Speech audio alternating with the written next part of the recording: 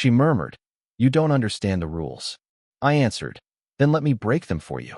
I'd never believed in coincidences, not really. But there she was, leaning against the balcony railing like she owned the horizon, sipping black coffee that had gone cold an hour ago. Her hair, streaked with silver like moonlight caught in strands of night, fell over one shoulder in a way that made me wonder how someone could be both so real and impossible to reach at the same time. I didn't knock. I didn't announce myself. I just leaned against the doorframe, pretending I was here for nothing at all. She noticed anyway, of course. Her head tilted, just a fraction, enough for me to feel seen without a word being said. That tilt, so subtle, so deliberate, stirred something I hadn't recognized in myself yet. "You're late," she said, voice low, precise, but with a tremor I could hear only because I was listening too hard. I swallowed. Words caught somewhere between wanting to say something brave and wanting to vanish entirely. "I got caught in traffic," she smirked. Or maybe it was just the corner of her mouth, hesitant, uncertain. "You don't understand the rules." I leaned closer, though I didn't know why. Maybe because I had no idea what the rules even were, and maybe because I wanted to find out. "Then let me break them for you." Her eyes flickered, not with anger, not with amusement exactly, but with a question I didn't have the right to answer. The air between us was thin, charged, like static before a storm, and I realized I could count every second that passed in my own chest. We were both quiet then, the kind of silence that says more than any clumsy conversation ever could. I noticed her hands resting on the railing, fingers curling like she was holding herself together. She wasn't just older, she was experienced, tempered by things I could only guess at. And I was 24, feeling like I'd just discovered a new color in the spectrum, and it happened to be her. I stepped closer anyway, careful not to cross the invisible line she hadn't drawn yet, and asked, almost stupidly, "Do you want me to?" She didn't answer immediately. She just shifted her weight, hair brushing my shoulder in a flash that made my pulse stutter. "You think you can handle it," she whispered, almost to herself, almost like a warning. "Maybe I don't," I admitted. "Maybe I just want to try." She laughed then. Not loud, not fake, but the kind of laugh that trembles against its own restraint. I wanted to memorize it. I wanted to memorize everything about her. The soft crease near her eyes, the way she tensed when she caught me staring, the faint perfume that reminded me of rain and old books. For a moment, I dared to imagine the impossible, a world where it was just us, where the rules didn't matter and the rest of the world could fall away. And then, the sound of the doorbell cut through it all, sharp and ordinary, but it felt like a jolt to the chest. She stiffened. I froze. The universe, I realized, had no intention of letting this moment linger. She glanced at me, eyes narrowing slightly, lips pressed together, and I thought I saw the faintest tremble of fear, or was it anticipation? My own hands itched to reach for her, to hold onto the split second before reality intruded. The doorbell rang again, louder this time, and I could almost hear her heartbeat. Quick, careful, guarded. "Go," she murmured, voice low, tight. "Answer it. Hurry." And I did, but every step toward the door felt like stepping away from something I hadn't yet dared to claim. I didn't know what, or who, was waiting outside. All I knew was that whatever it was, it had just made the rules irrelevant. I opened the door to a package leaning against the frame, cardboard battered from the delivery. I recognized her apartment number scrawled in her meticulous handwriting. She wasn't here. I stared down at the box, then up at the hallway, wondering what would have happened if I just left it and walked away like a normal person. I shouldn't have come here in the first place. She was complicated, older, experienced. Life had left traces on her face and in the way she moved, like she carried stories that weren't hers to tell. I remembered her saying something once, casually, about a marriage that ended 10 years ago and a heartbreak that refused to settle. She didn't ask for sympathy. She didn't want it. But the way she'd looked at me yesterday, that subtle tilt of her head, the way she'd let me linger in her space, it felt like she was daring me to see her anyway. I stepped inside, leaving the door ajar, and the apartment smelled faintly of coffee and rainwater that had seeped through the windows last night. There was a softness to it, a quiet life lived fully and imperfectly. I let my fingers trail along the counter, feeling the worn edges of the books stacked haphazardly, and I thought about her. How she must have chosen each thing in this space deliberately, for herself, not for anyone else. I remembered her laugh again, the one that trembled on the edge of vulnerability, and I realized I'd been holding my breath without noticing. I shouldn't feel this way. She was older, wiser. I was not. My 20s felt like a minefield of mistakes waiting to happen, and she deserved someone who'd already survived them all. And yet, here I was, standing too close to her life, thinking about things I'd never say aloud. My chest tightened when I imagined her walking in, catching me here, watching me. Would she be annoyed? Concerned? Or would that look, the one that said she noticed me more than I deserved, cross her face again? I set the package down and ran my hand over the edge, feeling the sharp corner press into my palm. I thought about my own past. Brief flings that never meant anything. Mistakes that left me cringing in the dark. But with her, it wasn't about conquest or impulsive desire. It was more. I couldn't name it yet, but it shook me in a way I hadn't expected. Then I heard her footsteps, soft, deliberate. My stomach twisted. She appeared in the doorway of the kitchen, arms crossed, eyes wary, and for a moment, it was just the two of us, a room full of muted light, and a history neither of us had fully shared. She didn't speak at first. Instead, she brushed past me to reach for the coffee mug I'd absent-mindedly touched. Our fingers met for a second, light, almost accidental, and the air between us hummed. I always forget how strong the smell is when the coffee's old, she said finally, voice low, teasing, but there was something beneath it, an acknowledgement of proximity, of risk. I nodded, words catching in my throat. It's part of the charm. She looked at me, and in her eyes, I saw a flash of something I wasn't supposed to see. Curiosity, a touch of longing, and a quiet, dangerous invitation. And just like that, the rules didn't seem to matter anymore. The knock on the door came just as I reached for the sugar. Sharp, insistent. My heart jumped. I'll get it, she said, her voice tighter than usual. She moved past me, brisk, and I stepped back into the shadow of the hallway, trying not to intrude. A man's voice greeted her. I didn't catch the words at first, but the tone, casual, familiar, made my stomach twist. My pulse was loud in my ears. Oh, hey, Mark, she said, and I froze. Mark, her ex-husband, or someone equally permanent in her carefully structured life. The name alone carried weight, unspoken stories, and warnings I wasn't meant to hear. I wanted to vanish. I wanted to run. But my feet stayed planted as I watched her, poised, composed, but the slight trembling of her hand on the doorknob betrayed her calm. Just dropped by for a— Mark's sentence cut off as he noticed me. There was a beat of silence long enough for every thought in my head to scatter. Oh, she said. And then, almost under her breath, I forgot to mention, she trailed off, eyes flicking to me. I felt exposed, like a secret hanging bee. Between us, one neither of us wanted out yet. My palms were sweaty. I wanted to step forward, to speak, but the wrong word could undo everything. Mark chuckled awkwardly, clearly unsure what to do with the sudden tension. I noticed her shoulders were stiff. I wanted to say, I'll leave now. But instead, I lingered, captivated by the subtle anxiety in her posture, the way her eyes met mine, and quickly darted away. Maybe another time, she said finally, voice steady but with an edge I hadn't heard before. She closed the door. The sound of the latch clicking shut felt like a signal. My chest heaved. I turned to her, and she was leaning against the counter, fingers curling around the edge as if she needed something solid. I didn't know he'd. I started, but my voice faltered. She shook her head, a small, wry smile tugging at her lips. You never know with him. Then she laughed softly, a sound that should have been reassuring but only made me ache. I stepped closer. I should go, I whispered.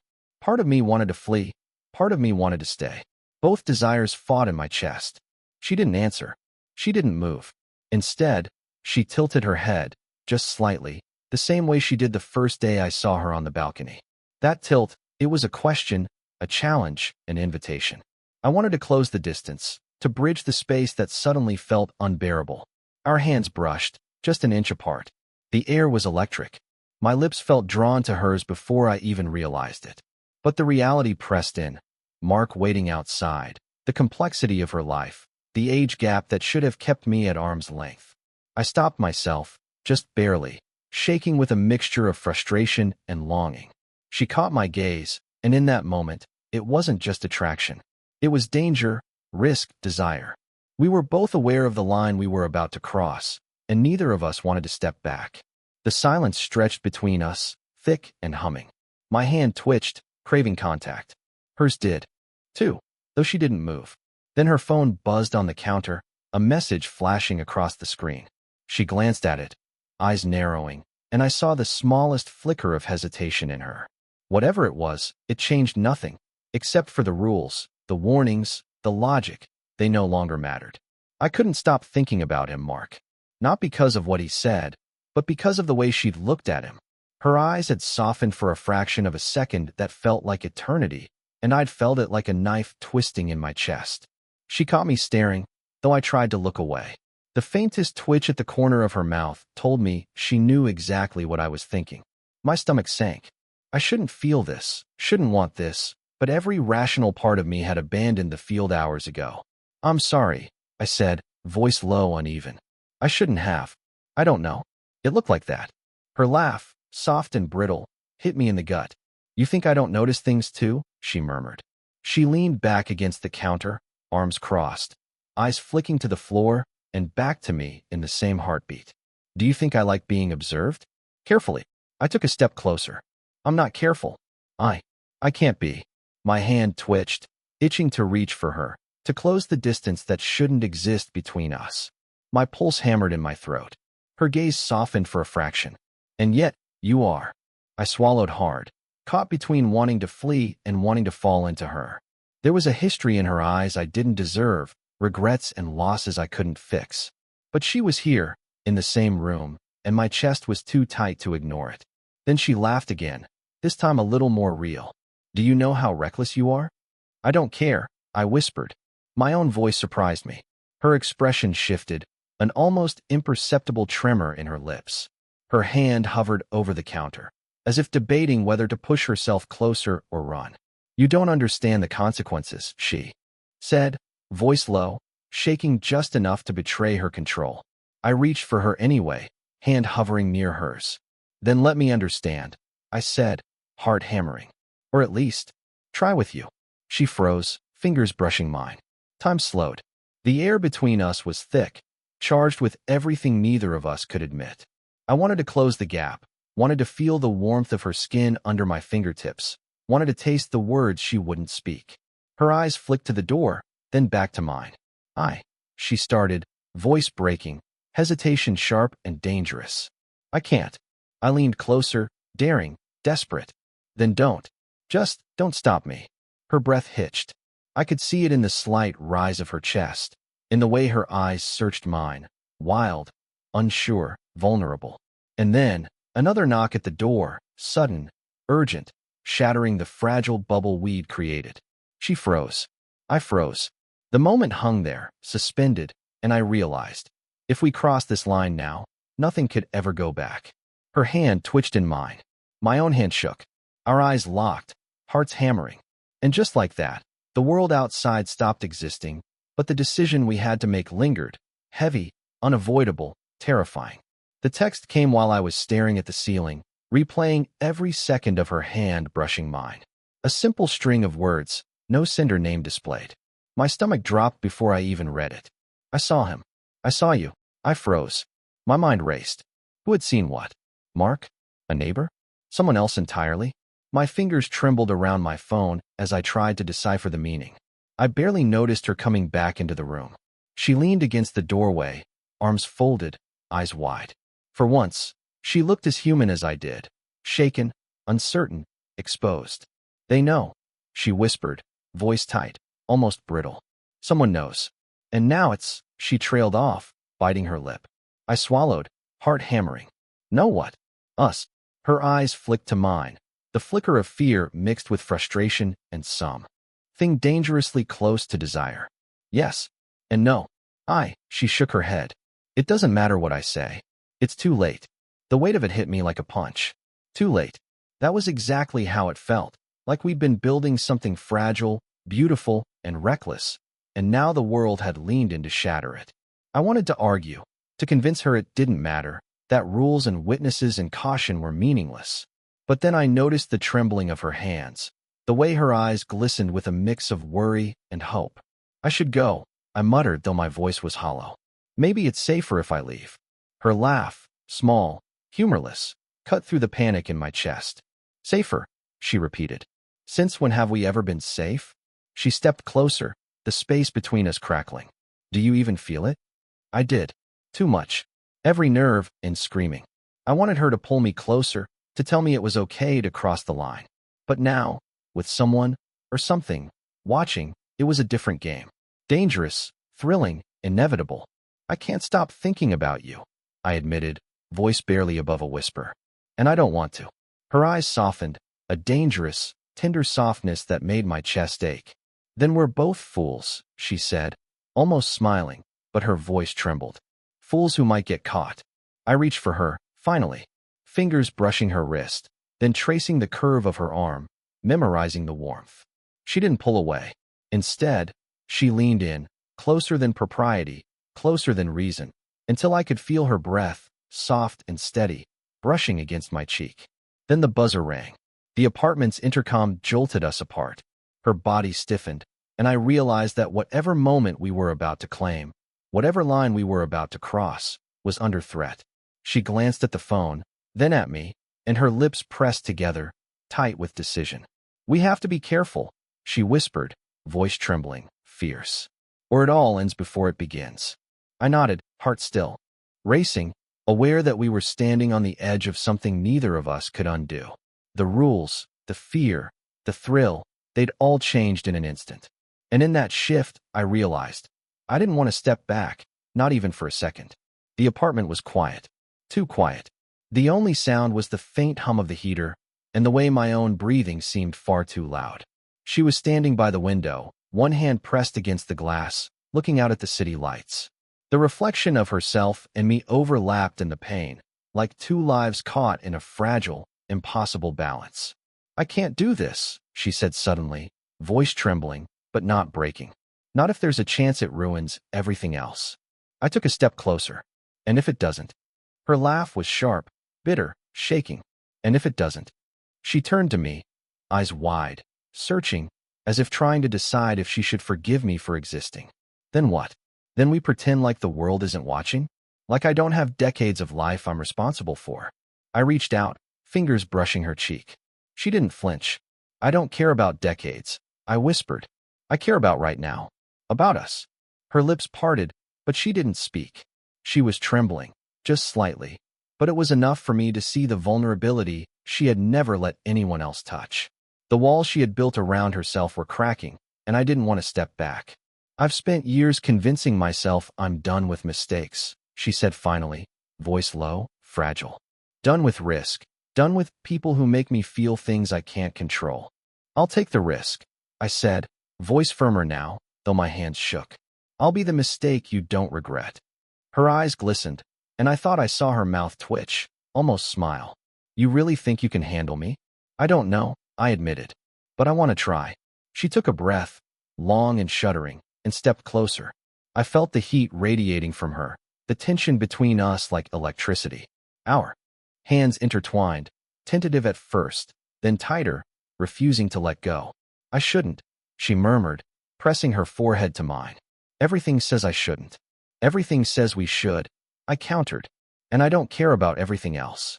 We were silent then, letting the weight of our choices settle around us. No words could capture what was happening. No rules, no rational thoughts. Just two hearts beating, tangled in desire, fear, and something that felt dangerously like love. She closed her eyes, exhaling slowly, and I brushed a strand of hair behind her ear. The space between us felt infinite, and yet unbearably tight.